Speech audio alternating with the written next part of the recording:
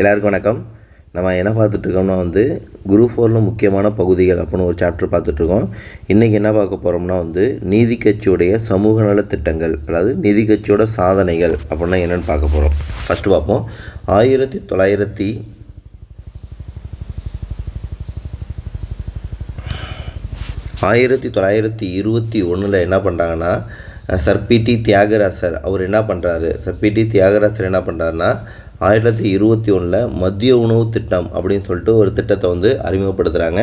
எங்கே அறிமுகப்படுத்துகிறாங்கன்னா 1000 விளக்கு பகுதி, சென்னையில் உள்ள 1000 விளக்கு பகுதியில் மதிய உணவு திட்டத்தை நீதி கட்சி காலத்தில் அறிமுகம் பண்ணவர் யார் அப்படின்னா சர் பி.டி. தியாகராசர் அப்படிங்கிறாங்க. ஓகேங்களா.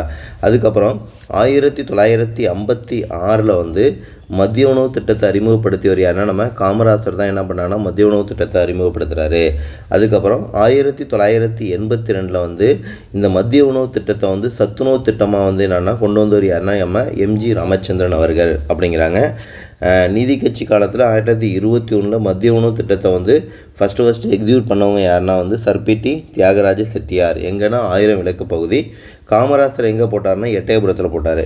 அதுக்கப்புறம் 1921 வகுப்புவாத அரசாணை அப்படின்னு சொல்லிட்டு நீதி கட்சி ஃபஸ்ட்டு என்னென்னா தாழ்த்தப்பட்டவங்களுக்கான, அதாவது இடஒதுக்கீடு தொடர்பாக ஒரு மசோதா தாக்கல் பண்ணுறாங்க. எப்போனா 1921 1922 2 டைம் மசோதா தாக்கல் பண்ணுவாங்க.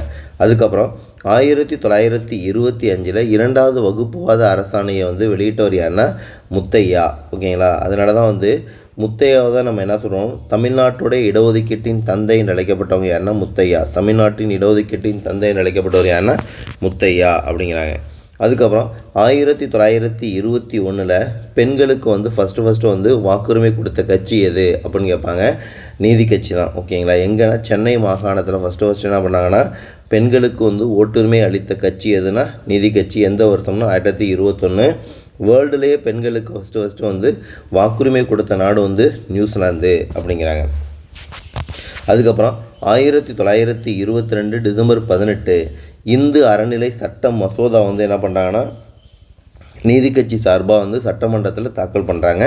1922 டிசம்பர் 18 இந்து அறநிலை சட்ட மசோதா அறிமுகப்படுத்தப்பட்டது. அது எப்போ சட்டமாக மாறுது அப்படின்னா 1926 தான் இந்து அறநிலை சட்டமாக மாறுது. அதுக்கப்புறம் 1924 பணியாளர் தேர்வு வாரியத்தை கொண்டு வராங்க. யாருன்னா நீதி கட்சி தான் கொண்டு வராங்க. அதுக்கப்புறம் 1929 அந்த பணியாளர் தேர்வு வாரியம் பொது பணியாளர் தேர்வு வாரியமாக என்ன பண்ணாங்கன்னா மாற்றமடைந்தது அப்படின்னு சொல்கிறாங்க. அதுக்கப்புறம் 1925 ஆந்திரா பல்கலைக்கழகம் கொண்டு வரப்பட்டது. 1925 ஆந்திரா பல்கலைக்கழகம் கொண்டு வரப்பட்டது. 1926 இந்து அறநிலை சட்டம் கொண்டு வரப்பட்டது அப்படின்னு நம்ம ஏற்கனவே பார்த்தோம்.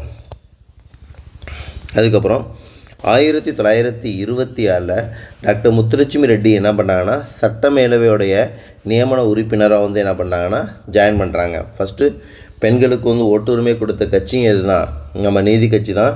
சட்டமேலவையுடைய முதல் தலைவராகவும் சட்டமேலவைக்கு தேர்ந்தெடுக்கப்பட்ட முதல் பெண் அப்படின்னா யாருன்னா டாக்டர் முத்துலட்சுமி ரெட்டி தான். எந்த வருஷம்னா 1926.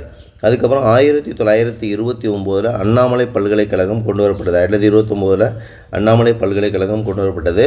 அதுக்கப்புறம் 1930 தேவதாசி ஒழிப்பு மசோதா கொண்டு வர காரணமாக இருந்தவங்க யார், டாக்டர் முத்துலட்சுமி ரெட்டி தான். இந்த தேவதாசி ஒழிப்பு மசோதா 1947 என்ன ஆகுனா சட்டமாக மாறும். நீதி கட்சியுடைய தோல்விக்கான காரணம் என்ன, நீதி கட்சி வீழ்ச்சி அடைந்ததுக்கான காரணம் என்னென்னா நீதி கட்சி ஒரு பிற்படுத்தப்பட்டவருக்கான கட்சி அப்படின்னு சொல்கிறாங்க. நீதி கட்சி ஒரு பிற்படுத்தப்பட்டவருக்கான கட்சி அப்படிங்கிறாங்க. 1935 இந்திய அரசு சட்டம் வருது. அந்த இந்திய அரசு சட்டத்தின் அடிப்படையில் மாநிலத்தில் சுயாட்சி கொண்டு வராங்க. அதனால் 37 நடந்த எலெக்ஷனில் யார் போட்டிடுறாங்கன்னா ஐஎன்சி போட்டிடுறாங்க. அதனால் ஐஎன்சி போட்டிட்டதுனால நீதி கட்சி 1937 படுதோல்வி அடைஞ்சிச்சு அப்படிங்கிறாங்க. இதனால் காங்கிரஸ் கட்சி தேர்தலில் போட்டியிட்டது, நீதி கட்சி படுதோல்வி அடைந்தது அப்படிங்கிறாங்க. நீதி கட்சி வந்து பிராமணர்கள் இல்லாத ஒரு கட்சி. ஏன்னா ஃபஸ்ட்டு நம்மளால ஸ்டார்ட் பண்ணாங்க. ஆனால் அதிலே அதிகமான பிராமணர்கள் வந்து உள்ளார சேர ஆரம்பிச்சிட்டாங்க. அதனால் அது வந்து ஒரு பிராமணர் கட்சி அப்படின்னு சொல்லிட்டு சொல்ல ஆரம்பிச்சிட்டாங்க. ஆனால் அவ்வாறு இறுதி வரை செயல்படவில்லை அப்படிங்கிறாங்க. ஓகேங்களா? இதான் வந்து நீதி கட்சியோடைய சாதனைகள், வீழ்ச்சி. இந்த வீடியோ உங்களுக்கு பிடிச்சிருந்தால் லைக் பண்ணுங்கள், ஷேர் பண்ணுங்கள், சப்ஸ்கிரைப் பண்ணுங்கள். தேங்க்யூ.